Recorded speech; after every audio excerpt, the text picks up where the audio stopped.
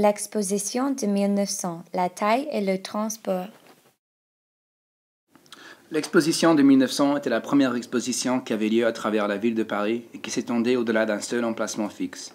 Il y avait 5 groupements distincts de l'expo: les Champs-Élysées, l'Esplanade des Invalides, les quais, Trocadéro et le Champ de Mars, qui en total comprenaient 112 hectares, la plus grande exposition en France.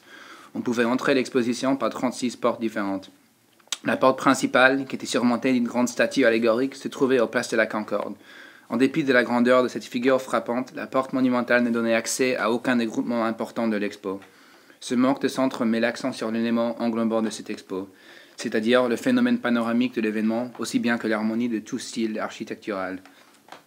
En plus, ce texte aborde la question du transport pendant l'expo.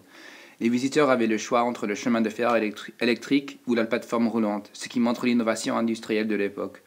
Le chemin de fer parcourt dans le sens des aiguilles d'une montre en passant par les monuments, tandis que la plateforme roulante parcourt dans l'autre sens. La plateforme roulante était conçue par M. Blot, Guillonnet et Maucomble.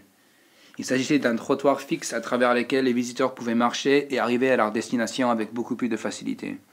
En fait, la plateforme roulante n'a pas été conçue pour l'expo de 1900, mais il a fait ses débuts à l'expo de 1893 à Chicago.